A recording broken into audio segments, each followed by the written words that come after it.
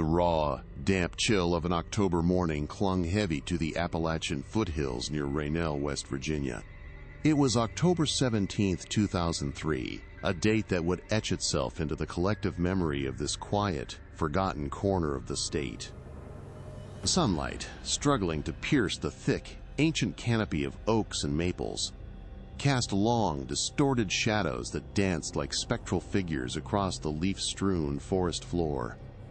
The air, thick with the scent of decaying leaves and wet soil, carried an almost imperceptible, yet unsettling, metallic tang, a premonition of something deeply wrong. This was a place where time seemed to slow, where the modern world felt a million miles away, and secrets could fester, hidden by the very wildness of the landscape. It was a place designed for things to go unnoticed. Suddenly, the profound silence was shattered. A sound, alien and jarring, tore through the stillness. The urgent, rising wail of a West Virginia State Police siren, followed by another, and then a third. The distinct thrum of heavy vehicles grinding over unpaved, mud-slicked logging roads grew steadily louder, cutting through the dense woods like a physical presence. Flashing blue and red lights began to strobe through the gaps in the trees, painting the ancient trunks in an eerie, pulsing glow. This wasn't a routine call. The sheer number of responders, the palpable sense of urgency, indicated a situation far beyond the ordinary. Something catastrophic, something deeply disturbing, was unfolding deep within this isolated hollow, pulling the remote community into an unwanted spotlight. They eventually converged on a dilapidated, almost invisible cabin, swallowed by the encroaching wilderness. What they found inside would forever haunt the seasoned officers and child welfare agents who first breached its threshold. It was a scene of unimaginable horror. Children, some barely clinging to life, others long deceased, bearing severe, disturbing deformities that spoke not of a single birth anomaly, but of something far more sinister, generations in the making. The squalor, the profound isolation, and the chilling evidence of human suffering were overwhelming. How could such a situation exist in modern America, in plain sight, yet utterly hidden from the world? The raw, damp chill of an October morning clung heavy to the Appalachian foothills near Raynell, West Virginia. It was October 17, 2003, a date that would etch itself into the collective memory of this quiet, forgotten corner of the state. Sunlight, struggling to pierce the thick, ancient canopy of oaks and maples, cast long, distorted shadows that danced like spectral figures across the leaf-strewn forest floor. The air, thick with the scent of decaying leaves and wet soil, carried an almost imperceptible, yet unsettling metallic tang, a premonition of something deeply wrong. This was a place where time seemed to slow, where the modern world felt a million miles away, and secrets could fester, hidden by the very wildness of the landscape. It was a place designed for things to go unnoticed. Suddenly, the profound silence was shattered. A sound, alien and jarring, tore through the stillness. The urgent, rising wail of a West Virginia State Police siren, followed by another, and then a third. The distinct thrum of heavy vehicles grinding over unpaved, mud-slicked logging roads grew steadily louder, cutting through the dense woods like a physical presence. Flashing blue and red lights began to strobe through the gaps in the trees, painting the ancient trunks in an eerie, pulsing glow. This wasn't a routine call. The sheer number of responders, the palpable sense of urgency, indicated a situation far beyond the ordinary. Something catastrophic, something deeply disturbing was unfolding deep within this isolated hollow, pulling the remote community into an unwanted spotlight. They eventually converged on a dilapidated, almost invisible cabin, swallowed by the encroaching wilderness. What they found inside would forever haunt the seasoned officers and child welfare agents who first breached its threshold. It was a scene of unimaginable horror. Children, some barely clinging to life, others long deceased, bearing severe, disturbing deformities that spoke not of a single birth anomaly, but of something far more sinister, generations in the making. The squalor, the profound isolation, and the chilling evidence of human suffering were overwhelming. How could such a situation exist in modern America, in plain sight, yet utterly hidden from the world? Sheriff Ben Carter, a man whose quiet integrity was as ingrained as the lines on his weathered face, was the first to cross the threshold. The stench hit him immediately, a cloying, putrid mix of stale sweat, human waste, and decay that clawed at his throat and nostrils. His flashlight beam cut through the gloom, revealing a scene that defied comprehension. A single, grimy room, devoid of furniture, littered with refuse, and, most horrifyingly, occupied by figures that were barely human. Children lay on a dirt floor, some stirring weakly, others tragically still, their small, contorted bodies bearing deformities so profound they seemed to mock the natural order. Hydrocephalus had swollen some heads to grotesque proportions, while others suffered from severe facial malformations and limbs twisted at unnatural angles. The air was thick with flies, and a primal sense of despair hung heavy, suffocating any lingering shred of hope. Carter, a father himself, felt a cold dread seep into his bones, knowing this was a discovery that would forever reshape his understanding of human suffering and the hidden corners of the world. The immediate shock quickly gave way to a surge of professional urgency, tempered by an overwhelming sense of helplessness. This wasn't a simple domestic disturbance or a routine crime. It was a full-blown humanitarian crisis unfolding in a jurisdiction where resources were already stretched thin. Carter barked orders into his radio, his voice strained, requesting every available state police unit, paramedics, and, crucially, child protective services. The isolation of the cabin, miles from any paved road, meant that every minute counted for the surviving children. He knew the procedural intricacies. His Fayette County Sheriff's Department held initial jurisdiction, but the sheer scale and profound nature of this discovery would necessitate an immediate handover to state-level authorities, possibly even inviting federal scrutiny. The logistical nightmare of securing such a remote scene, preserving potential evidence, and ensuring the safety of those found within, all while battling the emotional impact, was an immediate, daunting conflict. As the first wave of West Virginia State Police cruisers and ambulances rumbled down the logging road, their flashing lights painting the ancient trees in an eerie, pulsing glow, a grim choreography began. Medics, their faces pale beneath their uniforms, carefully navigated the squalor, their movements precise as they assessed each child. The surviving ones, fragile and barely clinging to life, were gently wrapped in blankets and carried out, their pained whimpers, a haunting soundtrack to the unfolding tragedy. The deceased children, some mummified, others skeletal, were processed by the state medical examiner's team, each small body a silent testament to a life of unimaginable deprivation and neglect. Even the most seasoned professionals, veterans of countless traumas, struggled to maintain composure. The sheer depravity of the conditions and the severe, consistent deformities among the children provoked a visceral reaction that transcended their training, leaving them grappling with the question of how such profound suffering could exist unnoticed in modern America. Amidst the chaos, Sheriff Carter and the state police attempted to engage with Jedediah and Alara Miller, the adults found in the cabin. Their initial attempts at questioning quickly dissolved into a disturbing revelation of profound cognitive impairment.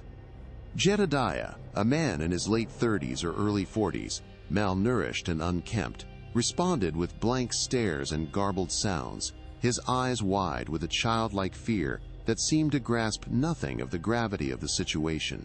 Alara, equally frail and withdrawn, communicated only through grunts and gestures, her world seemingly confined to the immediate, desperate struggle for survival.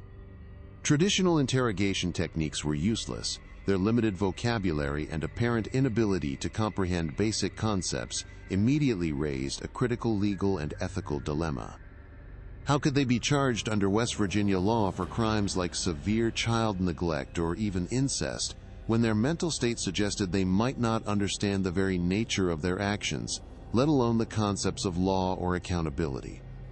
This profound impairment presented an immediate challenge to the justice system, forcing law enforcement and prosecutors to confront the complex intersection of crime, mental capacity, and civil rights. The initial shock that had paralyzed even the most hardened first responders quickly morphed into a grim, methodical operation. Sheriff Ben Carter, his voice a low, steady rumble despite the tremor in his hands, coordinated with the West Virginia State Police, establishing a secure perimeter around the dilapidated cabin. Every leaf, every piece of debris on the floor was now potential evidence in a case that felt less like a crime and more like an archaeological dig into a forgotten era.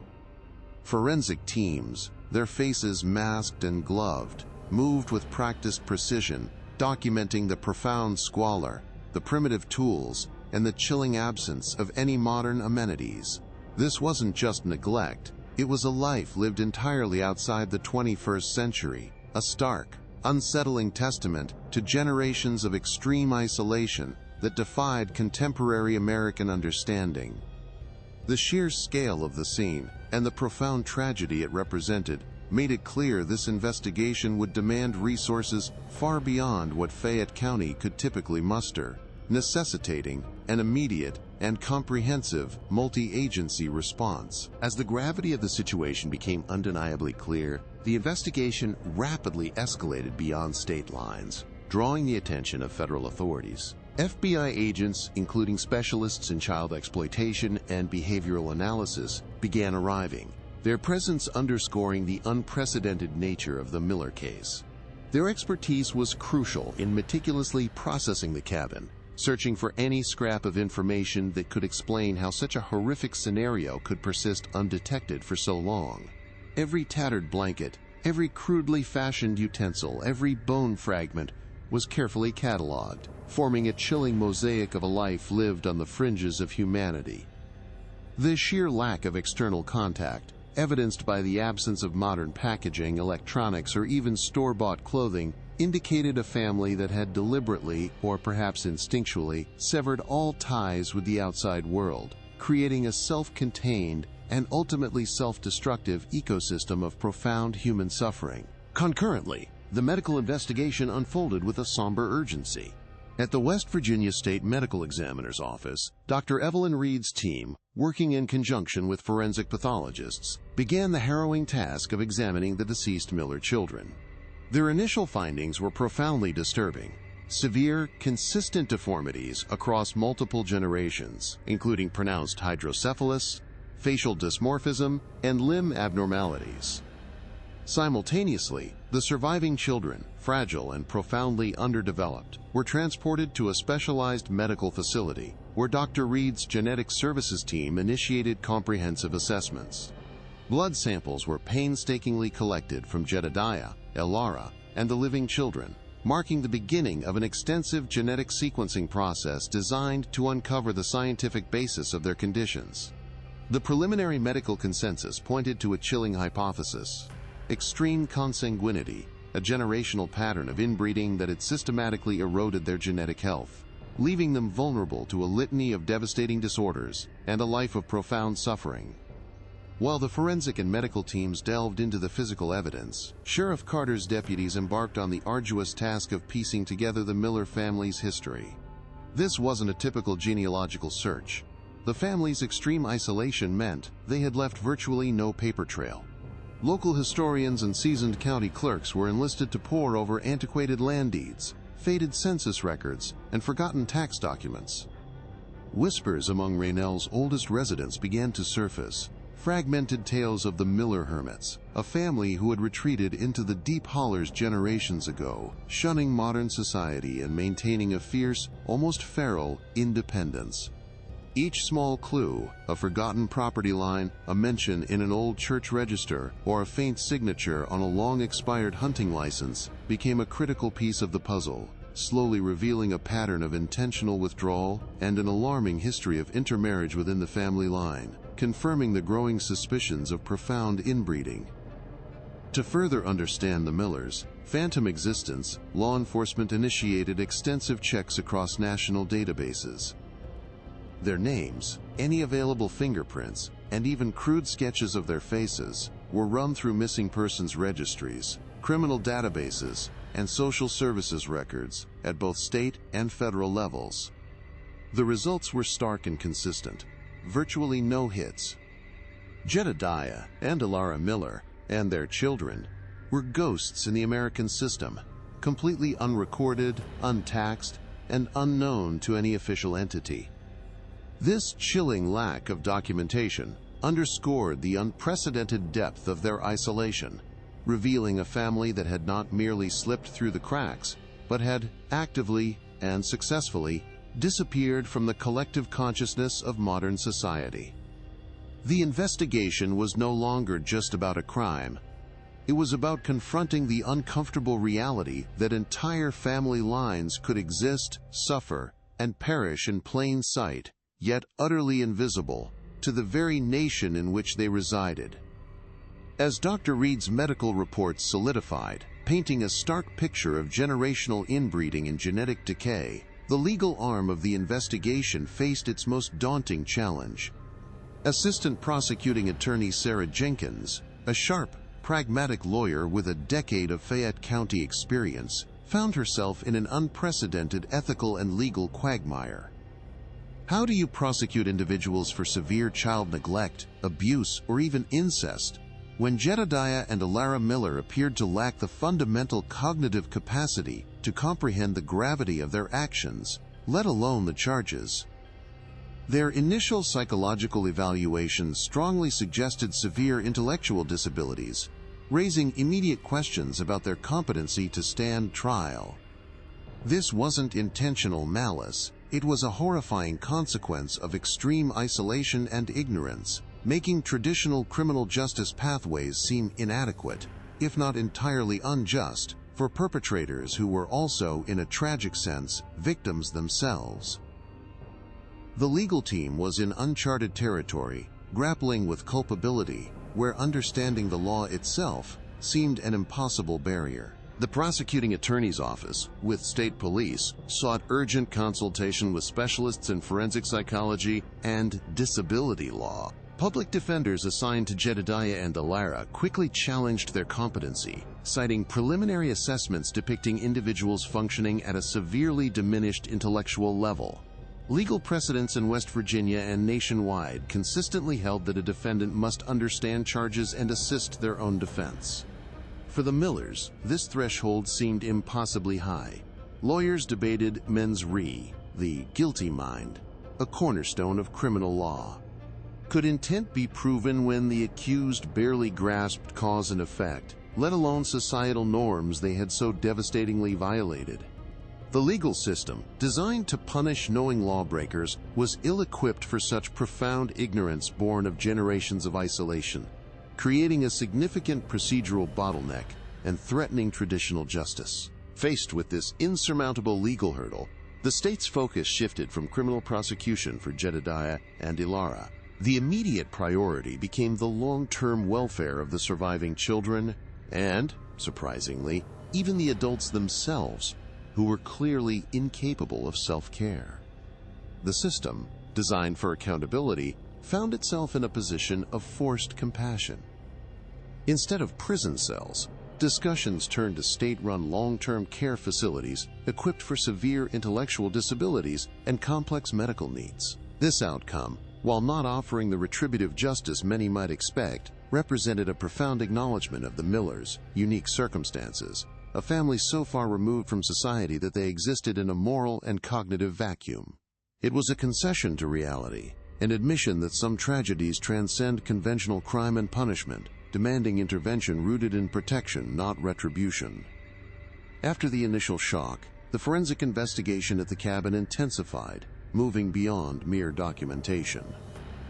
Specialized teams, including environmental forensic experts from the EPA, were brought in to analyze the soil, water sources, and even the air quality around the Miller dwelling. Their findings underscored the extreme self-sufficiency, but also the profound lack of hygiene and exposure to various contaminants that could exacerbate health issues. Samples of the crudely fashioned tools and rudimentary cooking implements were sent to labs for microscopic analysis, revealing a complete absence of commercially produced materials, further solidifying the narrative of total isolation. This deep dive into the physical environment of the cabin provided crucial context, revealing a household operating entirely outside modern infrastructure, a stark contrast to the surrounding developed nation. The very air they breathed, the water they drank, whispered tales of a forgotten existence. Simultaneously, Dr. Evelyn Reed's team at the Regional Medical Center began the painstaking process of genetic sequencing. The blood samples from Jedediah, Ilara, and the surviving children were subjected to whole exome sequencing, a cutting-edge technique designed to map all protein-coding genes. This wasn't merely about identifying known genetic disorders. It was a deep dive into the very fabric of their lineage. The preliminary results, processed through advanced bioinformatics algorithms, began to reveal a pattern that sent a chill through the medical community. The sheer number of homozygous recessive alleles, identical gene copies inherited from both parents, was staggering, far exceeding what would be expected in an unrelated population. This overwhelming data provided the first definitive scientific evidence supporting the hypothesis of extreme consanguinity, linking the grotesque deformities directly to generations of profound inbreeding. As geneticists unveiled the biological truth, the historical investigation into the Miller family's past gained renewed urgency. Sheriff Carter tasked his most meticulous deputies, alongside a dedicated team of genealogists, with tracing every faint rumor and faded document. They unearthed obscure land deeds from the late 1800s, revealing isolated parcels of land deep within the hollow, consistently registered under variations of the Miller name. More chillingly, old church records and sparse county birth registries, meticulously cross-referenced, started to show a disturbing pattern. Marriages within the same few surnames, often with no discernible record of an external spouse for generations. This painstaking, almost archaeological reconstruction of their family tree began to mirror the genetic findings, illustrating a lineage that had deliberately and tragically turned inward, severing all ties with the broader community. The convergence of genetic data and genealogical research presented an undeniable, horrifying truth. Dr. Reed's team could now pinpoint specific genetic mutations, some incredibly rare, that were manifesting in the Miller children due to the double inheritance of these faulty genes from closely related parents. Conditions like specific forms of skeletal dysplasia, severe neurological impairments, and unique facial dysmorphism, previously observed as isolated anomalies, were now understood as direct, predictable outcomes of their profoundly limited gene pool. This wasn't just a hypothesis, it was a scientifically proven consequence of extreme inbreeding, a genetic time bomb that had been ticking for over a century. The children's suffering, their very existence, was a direct, tragic inheritance, a biological legacy of their ancestors' decision to retreat from the world. With this overwhelming scientific and historical evidence, the narrative of the Miller family shifted from a puzzling crime scene to a multi-generational human catastrophe. The deformities were no longer just symptoms. They were a chilling manifestation of an entire lineage consumed by isolation. The legal team, led by Assistant Prosecuting Attorney Sarah Jenkins, now understood the immense challenge. How could you hold individuals criminally accountable for actions that were, in a profound sense, the inescapable result of their own tragic genetic and social inheritance? The technical data and forensic breakthroughs, while providing critical answers, simultaneously deepened the ethical quandary, forcing the justice system to confront the unprecedented complexities of culpability in a family so utterly detached from modern societal norms. The road ahead for both justice and compassion remained profoundly uncertain. Dr. Evelyn Reed's lab, a sterile counterpoint to the cabin's squalor, became the crucible where the Miller family's biological truth was forged. Days bled into nights as her team painstakingly processed the genetic samples. The initial whole exome sequencing data, when fed into advanced bioinformatics algorithms, began to reveal patterns that sent a collective shiver through the scientific community. It wasn't just a handful of anomalies. The sheer volume of homozygous recessive alleles, identical gene copies inherited from both parents, was unprecedented. This overwhelming statistical evidence provided the first definitive scientific validation of their grim hypothesis: extreme consanguinity. The children's profound deformities, their very struggle for life, were not random cruelties, but direct, biological consequences of a genetic lineage systematically degraded over generations. This wasn't just a medical case, it was a deeply unsettling genetic puzzle, hinting at a history far more profound than any individual act of neglect. As Dr. Reed's team meticulously unraveled the genetic code, Sheriff Carter's deputies, aided by seasoned genealogists, were simultaneously piecing together the Miller family's phantom history. They delved into faded county records, obscure land deeds from the late 1800s, and forgotten church registers, each document a ghost of a past life. What emerged was a chilling genealogical mirror to the genetic findings, a consistent, generations-long pattern of intermarriage within the same few surnames, with virtually no record of external spouses. Properties deep in the hollow remained within the Miller line, passed down through siblings or first cousins, forming an unbroken chain of isolation. This painstaking reconstruction, like an archaeological dig into forgotten family lines, now provided the historical context for the genetic decay, confirming that the family had deliberately, or perhaps unknowingly, sealed itself off, breeding within its own limited pool for over a century. The convergence of these two independent investigations, the cold, hard scientific data from Dr. Reed's lab and the painstaking, dusty reconstruction of the family tree, forced a profound and unsettling shift in the understanding of the Miller case. This was no longer merely a shocking instance of severe child neglect or abuse. It was a multi-generational human tragedy, a grim testament to the devastating biological and social consequences of extreme isolation. The deformities of the Miller children were not just symptoms of their immediate environment. They were the chilling, inevitable manifestation of a genetic time bomb, ticking for over a century within a lineage that had tragically turned inward. For Sheriff Carter and Assistant Prosecuting Attorney Sarah Jenkins, the realization was stark. They weren't just investigating a crime, but confronting a horrifying legacy, a truth that complicated culpability and demanded a re-evaluation of justice itself.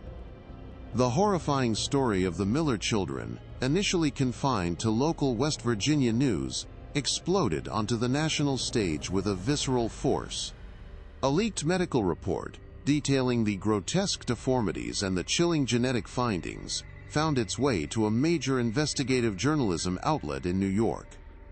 Within hours, headlines screamed across cable news channels and online portals: Appalachian horror, family found living in inbred nightmare. Forgotten children of the hollow, a century of isolation ends in tragedy. The sheer depravity of the conditions, coupled with the scientific confirmation of extreme consanguinity, ignited a firestorm of public outrage. Call-in shows buzzed with furious debates, social media erupted with calls for justice, and the quiet community of Raynell suddenly found itself at the epicenter of a national media frenzy, besieged by reporters, camera crews, and gawkers, all eager to unravel the dark secret that had festered in plain sight. The media's relentless spotlight brought unprecedented pressure to bear on Sheriff Ben Carter and Assistant Prosecuting Attorney Sarah Jenkins.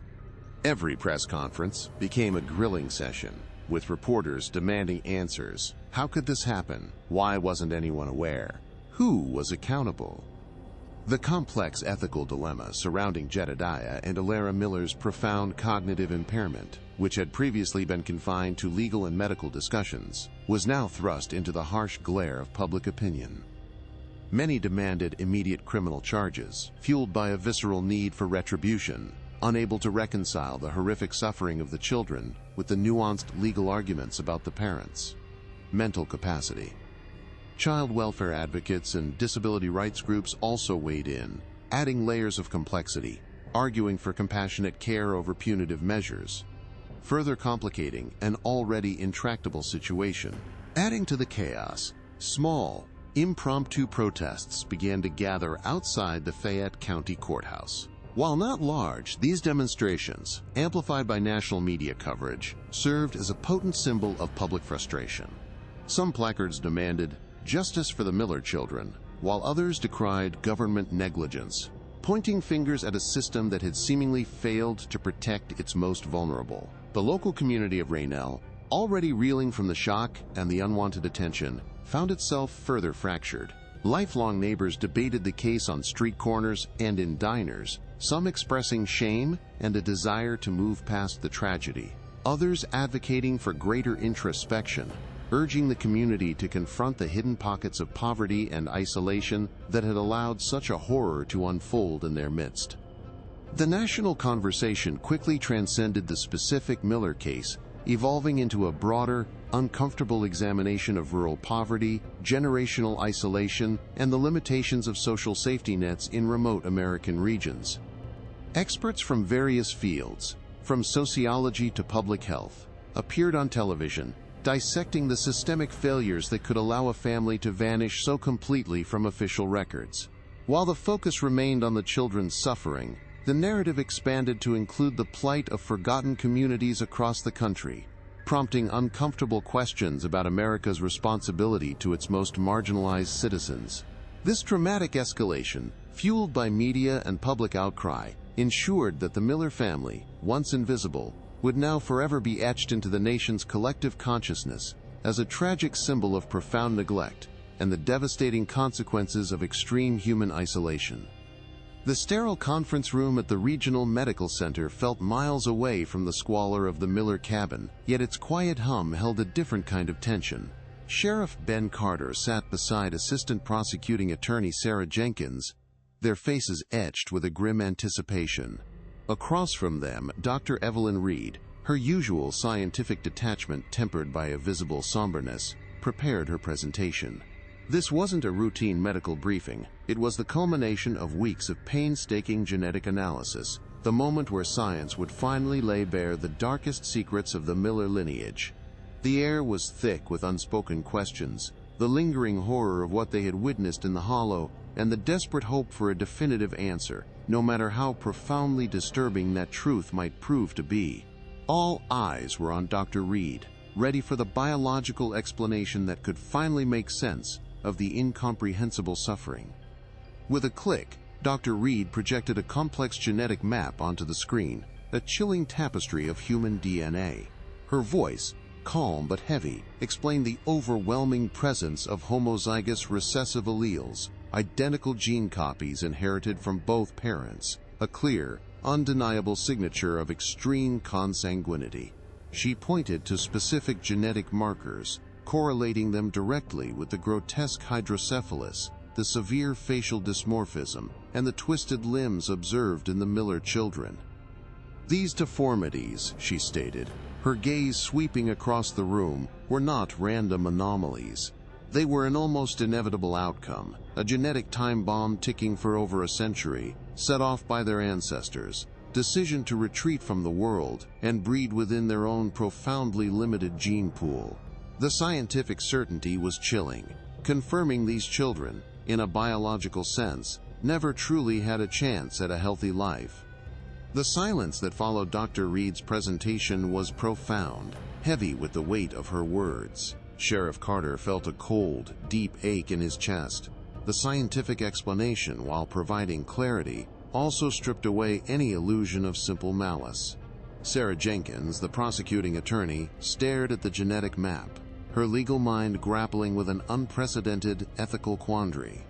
How could they prosecute Jedediah and Alara Miller for crimes like severe child neglect or even incest, when the very essence of their being, their profound cognitive impairment, was now understood as a direct, tragic consequence of this generational genetic decay?